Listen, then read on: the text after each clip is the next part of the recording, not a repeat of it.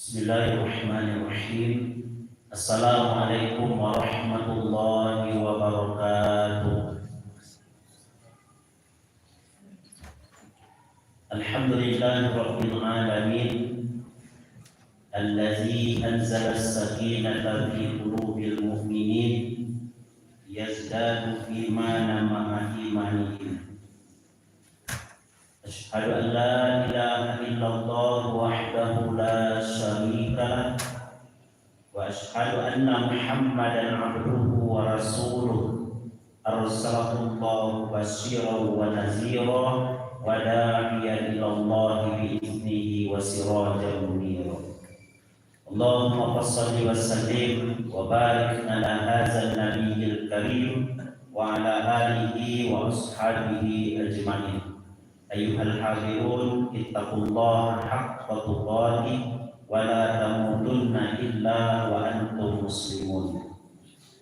Ma'asyiral muslimin jamaah zuhur yang dimuliakan oleh Allah Subhanahu wa taala, bersyukur kita kepada Allah dengan mengucapkan alhamdulillahirabbil alamin. Dengan izin Allah kita masih diberikan kesempatan oleh Allah untuk senantiasa memperbaiki diri, memperbanyak ibadah kepada Allah Subhanahu wa taala, melakukan amalan-amalan saleh. Karena kita sadar dan yakin bahwa kehidupan dunia ini adalah kehidupan sementara, sedangkan kehidupan yang abadi, yang kekal nantinya adalah kehidupan di akhirat. Mau masuk surga atau mau masuk neraka itu adalah tergantung pilihan kita ketika di dunia ini. Dan pasti seorang muslim dan mukmin akan senantiasa memilih kehidupan yang membuat dia bahagia di akhirat, yaitu surga, tentu dengan melakukan amal ibadah ketika hidup di dunia ini. Salawat dan salam kita mohonkan kepada Allah, semoga disampaikan sebesar pahalanya buat seorang reformis Islam, figur sentral umat. Beliau adalah junjungan kita, suri tauladan kita. Beliau adalah Nabi besar Muhammad sallallahu alaihi wasallam. Allahumma shalli ala sayyidina Muhammad wa ala ali sayyidina Muhammad. Ma'asyiral muslimin jamaah yang dimuliakan oleh Allah Subhanahu wa taala. Seorang mukmin adalah seorang yang mempunyai keuntungan yang besar, baik di dunia maupun di akhirat. Karena apapun yang dilakukan oleh seorang mukmin tentunya adalah kebaikan di sisi Allah Subhanahu wa taala.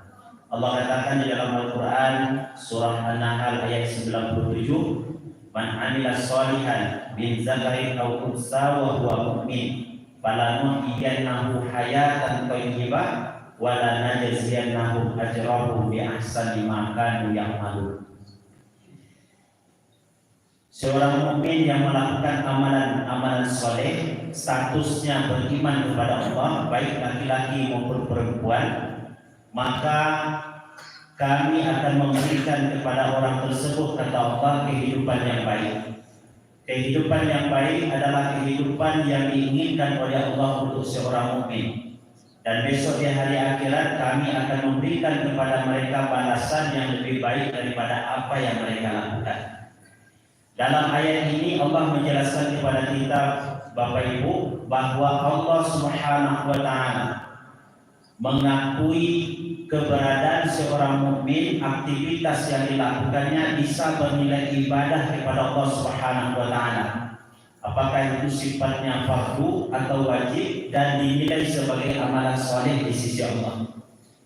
Berbeda halnya dengan orang-orang yang di luar dari keimanan kepada Allah. Sebesar apapun katanya adalah kebaikan, namun kalau statusnya tidak beriman kepada Allah, maka dia bukan merupakan kebaikan di sisi Allah Subhanahu wa taala, dan dia tidak akan mendapatkan pahala di sisi Allah kalau dia tidak beriman kepada Allah Subhanahu wa taala. Maka Ibnu Taimiyah mengartikan makna ibadah kepada Allah secara umum. Ismun jami'un likulli ma yuhibbuhu Allah wa yarda minal aqwal wal af'al az-zahirah wal batinah. Segala sesuatu yang mencakup keridhaan Allah Subhanahu wa taala, baik perkataan, perbuatan, zahir dan batin. Inilah yang dimaksud dengan ibadah. Jadi segala sesuatu yang membuat Allah redha kepada seorang mukmin, maka pada hakikatnya dia sudah melakukan ibadah kepada Allah Subhanahu wa taala. Masyarakat muslimin jemaah yang dimuliakan oleh Allah Subhanahu wa taala. Di dalam surah Al-Anfal ayat yang kedua sampai ayat yang keempat, Allah menjelaskan kepada kita tentang karakter seorang mukmin yang benar-benar beriman kepada Allah Subhanahu wa taala. A'udzubillahi minasyaitonir rajim. Bismillahirrahmanirrahim. Innamal mu'minuna allazina idza dzukirallahu wajilat qulubuhum. Hanya saja seorang mukmin itu adalah apabila disebutkan nama Allah bergetar hatinya. Inilah tanda dan karakter orang yang beriman kepada Allah Subhanahu wa taala. Seorang yang melakukan ibadah kepada Allah, maka dia tentu akan bergegas untuk melakukan ibadah tersebut. Seorang yang sibuk dengan dunianya, ketika dipanggil dengan panggilan azan, maka dia pasti akan tersentuh hatinya.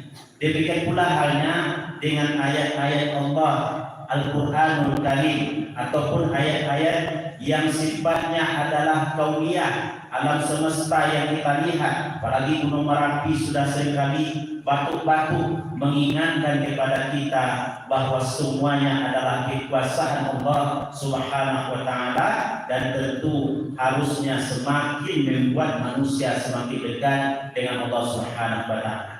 Maka untuk mendekatkan diri kepada Allah agar kita betul-betul menjadi hamba Allah yang beriman adalah tentu kita mendekatkan diri dengan Al-Quranul Karim, ayat-ayat Allah, agar hati kita senantiasa lunak, lembut di jalan Allah Subhanahu wa taala.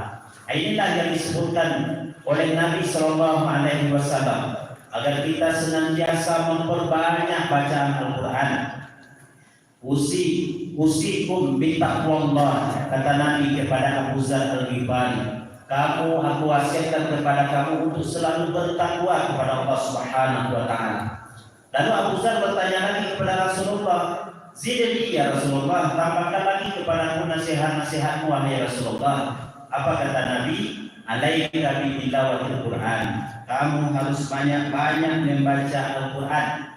Kamu harus banyak-banyak membaca Al-Quran. Jadi orang yang ketika mendengar baca Al-Quran, hatinya tersentuh, mendengar ayat-ayat Allah, hatinya tersentuh, mendengar panggilan-panggilan Allah Subhanahu wa taala, hatinya lembut kepada Allah.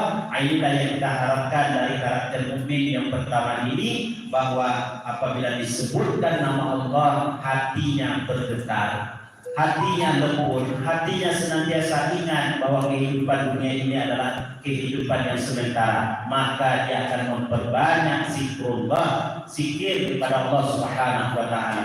Habis sholat kita biasakan membaca subhanallah 33 kali, alhamdulillah 33 kali, Allahu akbar 33 kali.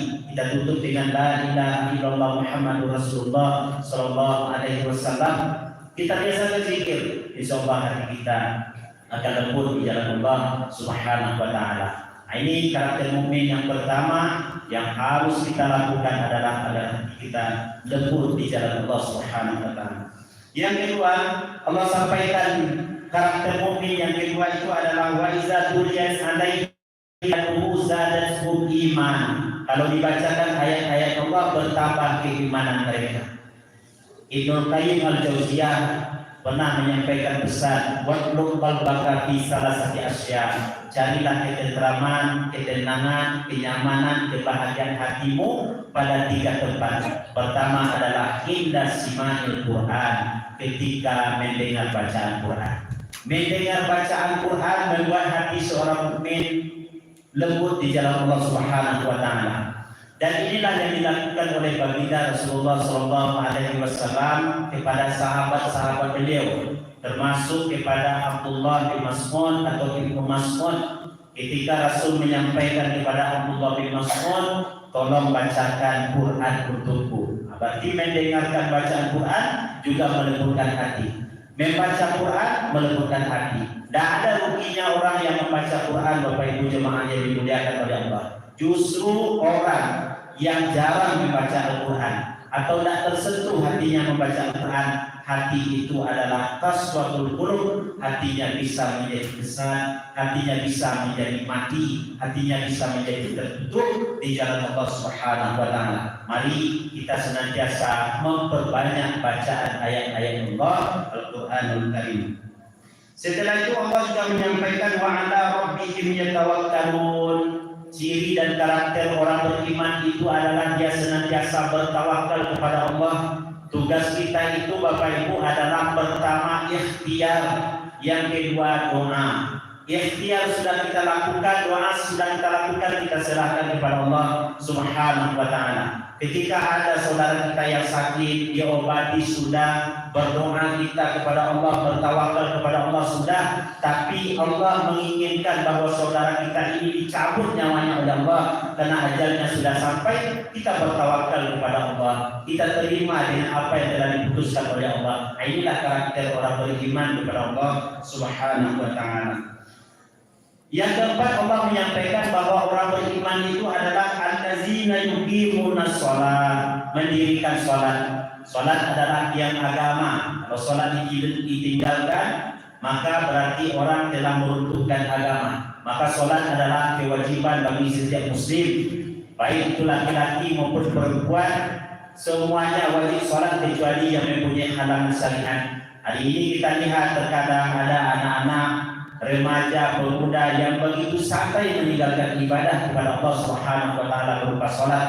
Padahal salat inilah yang akan ditanya nanti pertama kali di akhirat. Awwalu ma yuhasabu bihil 'abdu yaumal qiyamah as-shalah. Perkara pertama yang akan ditanya di akhirat adalah tentang salat. Kalau salatnya sukses, salatnya baik, salatnya dikerjakan, maka amalan-amalan yang lain pun akan ikut menjadi sukses. Tapi kalau salat terkendala, maka dipastikan yang lain pun juga akan tersendat.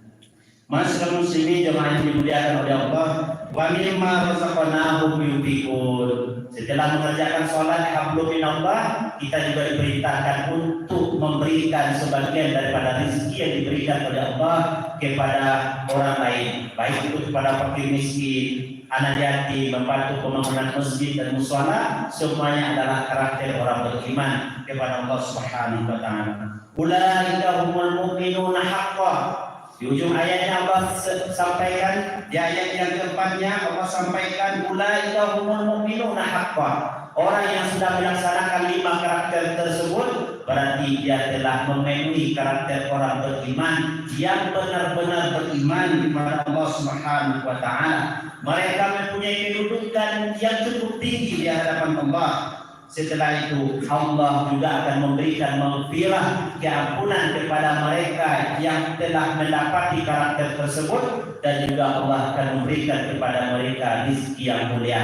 Tentu kita berharap bahwa kehidupan kita ini adalah kehidupan yang baik, kehidupan yang bisa membuat nyaman dan tentram baik di dunia apalagi nanti di akhirat. Maka 5 hal ini harus senantiasa kita lakukan dalam kehidupan kita sehari-hari. Berbanyak maaf, billahi taufiq wal hidayah. Assalamualaikum warahmatullahi wabarakatuh. Allahu akbar.